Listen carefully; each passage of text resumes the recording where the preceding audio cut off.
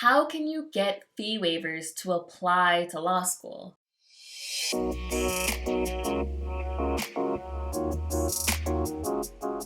Today, we're going to be covering fee waivers. For those of you who are new, my name is Sydney Montgomery. I'm the CEO of Montgomery Admissions Consulting, and we specialize in working with first-generation and minority law school applicants. And today is all about these application fees. First off, why is it so expensive to apply to law school? Like, for real. It's $45 per school just to send the credential assembly report. And then on top of that, you have the actual law school fees, which can range anywhere from $0 to $85 per application. And statistics say that applying to at least 10 schools greatly increases your chances of getting into at least one school. So how are you supposed to afford to do all of this? I'm here to break down 3 different ways you can get your application fee waived, because we all love a waived fee. I know that I do. And I know that I got most of my application fees waived. I did that for college, I did that for law school, and I didn't have to pay to apply to seminary either. So holla, I'm 3 degrees for 3. So let's just talk about how you can do this and what the different ways are.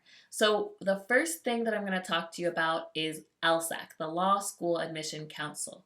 You can, depending on your income, qualify for either a first tier or a second tier Elsac fee waiver. They recently, this cycle, introduced a tiered system, and so one of those gives you up to 3 schools that you can apply to for free, and the other gives you up to 6 schools that you can apply to for free. And what that means for free is that they will waive the $45 credential assembly service fee.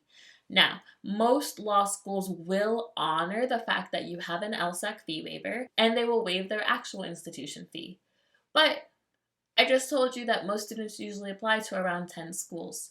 So chances are, even if you have an Elsac fee waiver, you may still need to pay for some of your applications. Now, here's the good thing.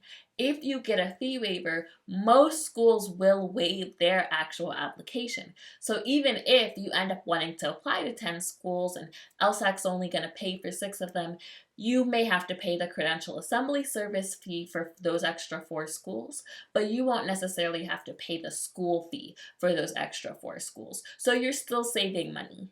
Getting an Elsac fee waiver also opens the doors for a lot of things. There are a lot of test prep companies that will give discounts for students with Elsac fee waivers. I know that we at Montgomery Admissions Consulting offer 50% off all of our courses and 50% off of all of our hourly consulting and 20% off of our private consulting and our boot camps for students with fee waivers. And I know that there are a lot of other services that will give discounts too if you have the Elsac fee waiver. So if you haven't applied, that's definitely something that you should do. You should apply even before you take the Lsat and you get too far in the process, because if you have an Elsac fee waiver, they will actually pay for 1 to 2 sittings of your Lsat exam. So there are a lot of different things that you can get by just applying and getting granted an Elsac fee waiver. Now, it's not as easy as it sounds. There are a lot of income requirements, and sometimes students do have to appeal their Elsac fee waiver determination.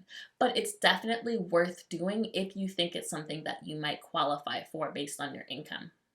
So, let's say though, you don't qualify. How can you get some of these fees waived? Well, if you don't qualify for an Elsac fee waiver, I hate to tell you, you are not getting your credential assembly service fee waived, but you may still get the actual fee waived from the schools. What is another way that you can get your test prep fees waived? By scoring high on the Lsat. Did you know that when you score high on the Lsat, if when you register and you go ahead and you check that you want your name to be included in the candidate referral service, that means that schools will begin to contact you. Usually when applications open in August and September, they will start contacting you, emailing you, and saying, "We're so excited for you to apply. Please, here's a fee waiver." Now, you may say, "What? But why?" But why? It's because they want to attract top candidates. And if you have ever been in a situation where your LSAT score was and then you studied and you got higher and then you were like, "Oh my goodness, my email blew up," that's because they want you. They do, they want you. They're going to waive that fee. So sometimes you will just get fee waivers in your inbox by scoring high on the Lsat. You can also sometimes get these fee waivers by going to admissions events. Sometimes when schools have special info tours or in-person tours or Zoom events, they will give attendees a fee waiver so that they will apply to their school. So by showing up and having demonstrated interest with the schools and making sure that you go to their admissions events and actually seem like you want to care, because you should want to care about the schools that you're applying to, and by doing well on the LSAT exam, you can also get some of the application fees waived, saving you hundreds of dollars. Okay, so let's say that you don't qualify for an LSAC fee waiver, and honestly, your LSAT score, it's not your proudest accomplishment. How can you get your fees waived? Does this mean you have to pay for every single school? No, it does not. No, it does not. Because sometimes you can get your fee waived by just needing to have your fee waived.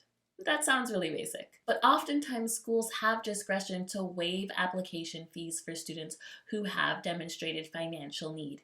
And this demonstrated need really varies school to school. I will tell you, I just emailed most of my schools. I applied to 12 law schools way back in the day.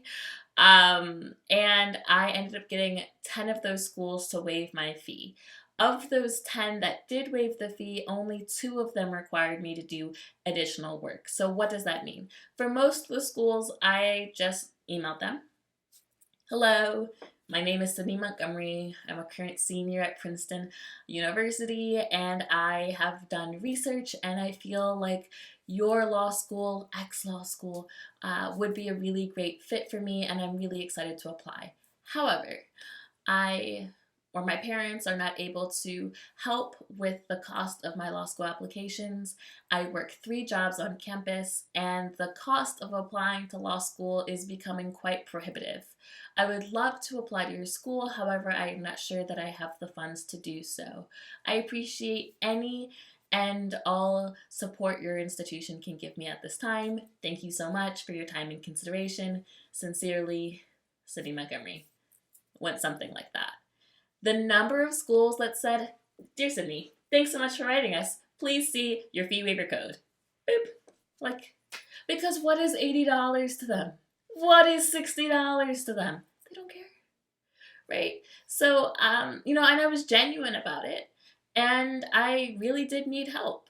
And I ended up getting help with a lot of the admitted student visits days as well. I'll never forget the kindness that some schools showed me in helping me get there as a first-gen law school student and showing me around and giving me balsa contacts so that I could stay with someone instead of having to pay money at a hotel. I really believe if you ask not, you receive not, and that was my law school application process. I just asked for what I needed. I didn't, say, "Oh, I'm embarrassed. I don't want to tell them." Listen, if they say no, then I just can't apply because I can't afford it. Right? But if they say yes, then okay, maybe we can apply and maybe I'll get in. Now, there were a couple of schools that actually had an application for a fee waiver. Harvard had one, Yale had one, Penn at the time, I believe, had one. And so that usually just required me to show my financial aid from school because I was still in school and some financial information. And then for the most part, they too waived their fee. They just wanted to make sure that I was, not really secretly a millionaire, which, I really can't fault them for that.